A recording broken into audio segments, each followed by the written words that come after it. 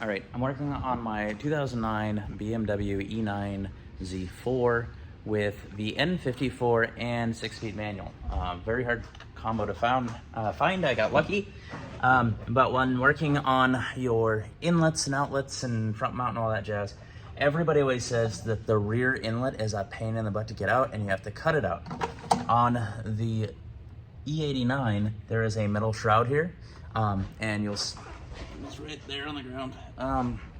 But it's held on by a couple of 10 mil and 8 mil, and it goes right in here. So if you take this strut tower brace off, that metal shroud comes out, and it's actually really easy to get to. I couldn't get one of the bolts out without removing the metal shroud anyways, so it had to come out, and once I did, it came out without any issue. A lot of the 1 series and 3 series, they have to drop the engine or cut up the pipe. I didn't care about cutting up the pipe because there's 120,000 miles on it. I'm not going back to stock, I just don't care. But I didn't have to. It was actually insanely easy to pull it out. A lot easier than the 1 series and the 3 series guys. I think the only thing on the E89 that's easier. I haven't put in the front inlet yet. I'm just trying to get the rear one done out first, and then I'm gonna work on both at the same time. Reason the whole front end is ripped off is because I decided to just go ham.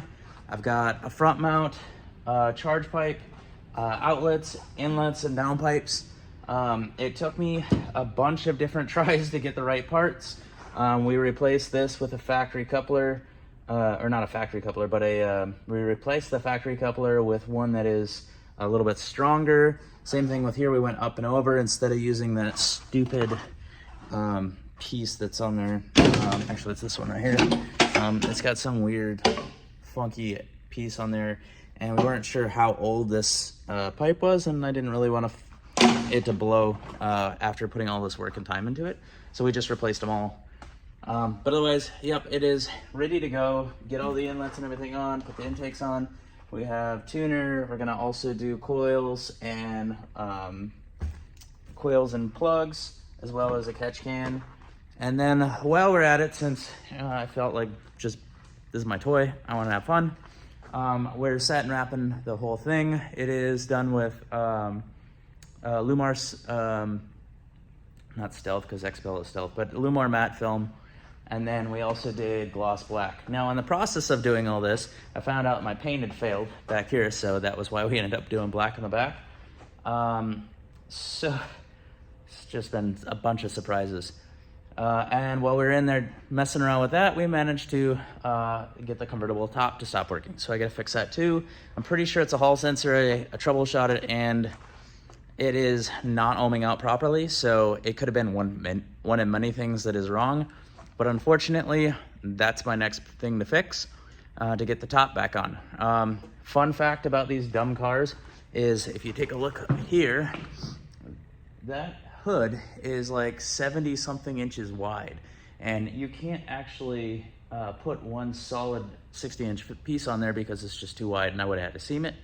I believe you can get 72-inch stealth or matte film. I just didn't look it up because I have a shop that does PPF and vinyl and ceramic coating, and I really just didn't want to go out and buy a 72-inch roll for this project. So because of that, we did gloss black and gloss black, kind of trimmed it out. It looked nice. I have not trimmed this out. Like, there is a lot of stuff that needs to come out of here. So those guys in YouTube that are gonna like give me a whole bunch of crap on it looks like shit, well, you guys, you can go to hell. I'm working on it. It's a work in progress, and I honestly don't care. It's got 120,000 miles on it.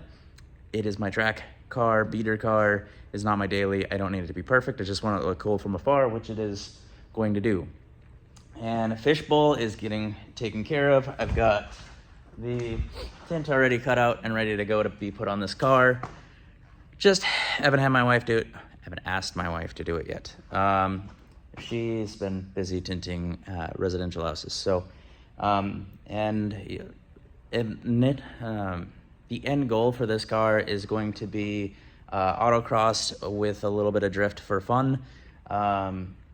So with that, we'll be putting on new wheels, tires. The back of these cars, from what I've researched, is a modified E46 M3 rear end, and the front is an E90X front end. So there's only really a couple of different manufacturers of coilovers, so I'll probably just go cheap and go with some BC coils. And then all of our trailing arms and whatnot, I'll go through and replace all that stuff so it's all stiffened up. Other than that, I'm gonna pull probably a brake kit off of like a 135 M Sport to put on here.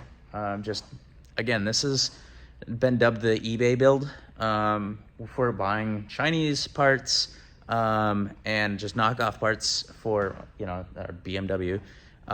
Just because it's not my daily. If it doesn't fit, which we've already had those problems, I don't really care. It'll sit in the shop. I've got plenty of room to work on other cars. We had 3 cars in the shop over the weekend: a Cobra, a CX-5, and a Maserati Quadra Porche or something like that. I don't know, but we've had a lot of cars in the shop. We still can produce cars and get business in and out. So it's not a pain to be in here. It's just annoying because I want to put my car sideways. So at any rate, that is the project for the outside, track ready. Inside, we're gonna replace a stereo. I'll replace the seats at some point. I have a leather guy that we send our leather work to if somebody has an issue, like a hole or something like that. So I'm gonna talk to him and get him to make me some custom seats. The radio is abysmal. I mean, it is horrific. I mean, I've had a lot of stock radios, and this is by far one of the worst I've ever come across. So that's gonna get replaced. And yes, I know track car and radio don't exactly, equal each other, but I don't care. I want something fun to listen to drive around when I'm not at the track, and so I don't mind losing a little bit of speed for weight. Right now, the best guess I have is with the parts that are sitting there, we should be sitting around 420, 440 wheel horse and around 460-ish pound-feet of torque, maybe 480 pound-feet of torque on an ethanol mix. As soon as I put on port injection and a low-pressure fuel pump, we should be pushing around 500-ish wheel horse and about 580 pound-feet of torque on fully E85, which is the end goal. I will be running lots of corn oil through this. I've been doing that for years. I love the fuel, and I'll bounce between the two, both gas and E85, because gas has its own benefits, E85 has its own benefits, and bouncing back and forth seems to complement well. Outside of that, I don't know. I plan to drive and beat the hell out of it, but this is where we stand. Right now, I've got to go get that bumper repainted.